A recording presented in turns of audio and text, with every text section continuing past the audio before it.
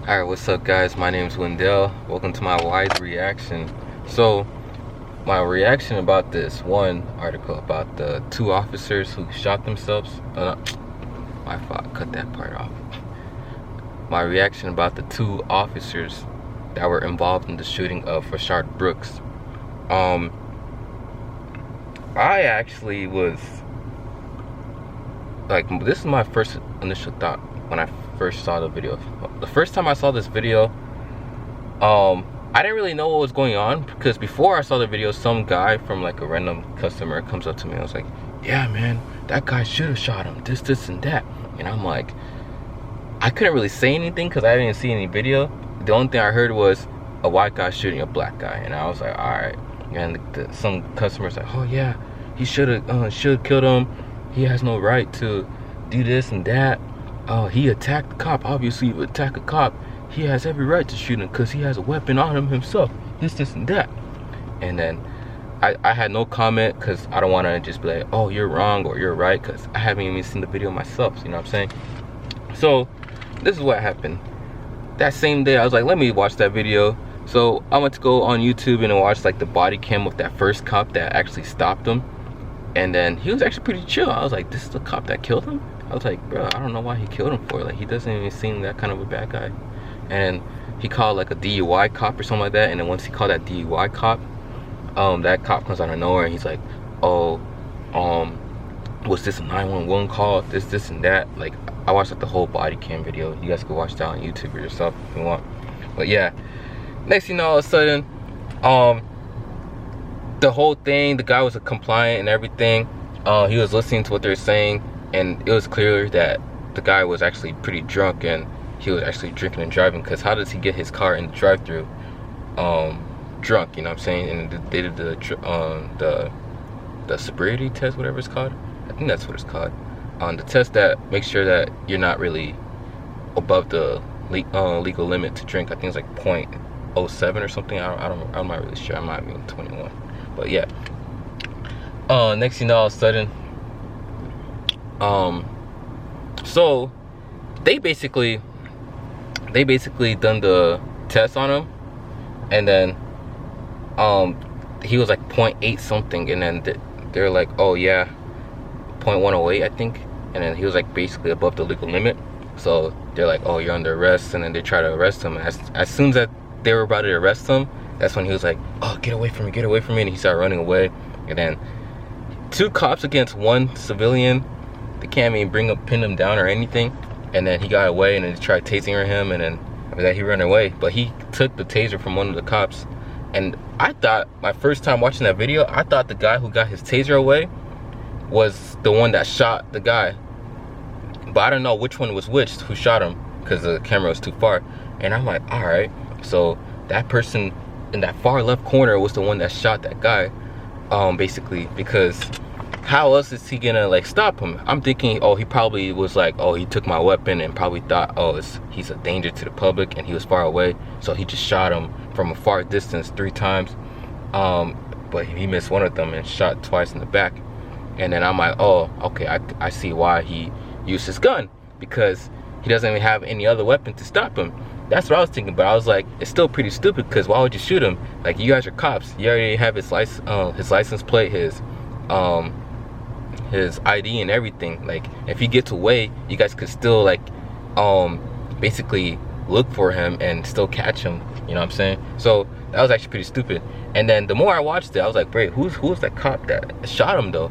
But it was the DUI cop that shot him. I was like, oh shit. I was like, it was a DUI cop? And I was like, all right, so if it was a DUI cop, then where is he? Was he like in the back or in the front? But he was in the front. He was like right next to him, and he's the one that had the taser still. So I was like, oh, that changes everything then. So if he had a taser and he couldn't tase him, he decided to shoot him instead of using that taser.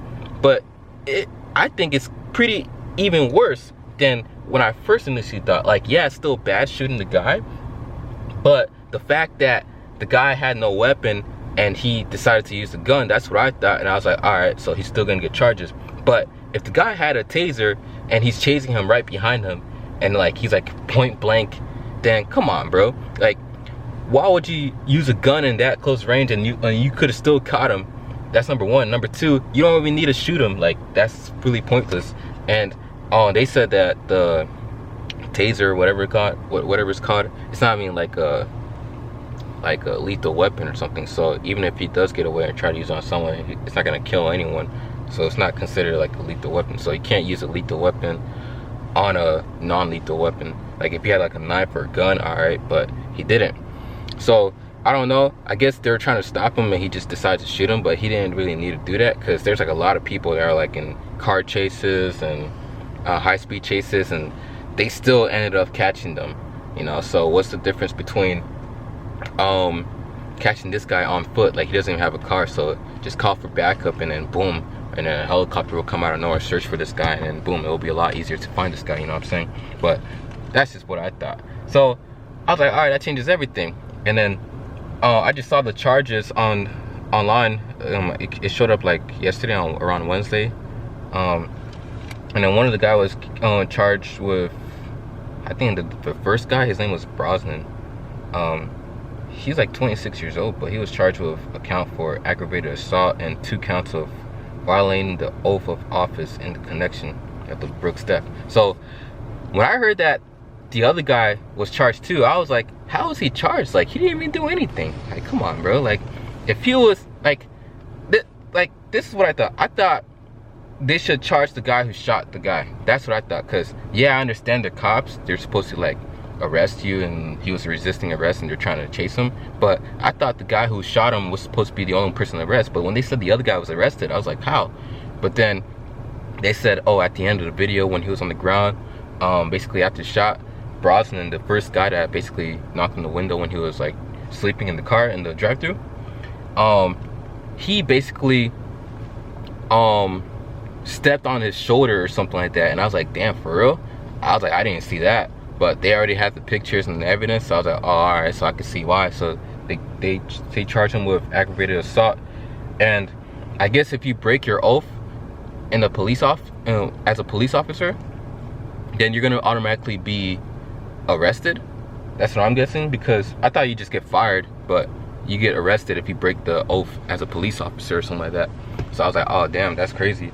And then the other guy, Garrett, he was charged with felony killing or something like that. So basically the person that he killed, and he had like 4 charges of breaking the oath. Like, one of them, he didn't really tell him why he was being arrested, and he had like destruction of property because one of the shots that missed actually hit someone else's car or something. I think I read it correctly, I don't really know. But one of them, today's Thursday, one of them, I think his name's like Devin Bronson, whatever it's called, he turned himself in. But I don't know about the other guy. But yeah, that's crazy, bro. But let me know what you guys think, bro, about this whole situation. I think if that's what, I mean, if the guy didn't really step on the guy's shoulder, I mean, I probably would think that he wouldn't be arrested. But the fact that they caught him stepping on his shoulder at the end, that's probably what they're going to use against him.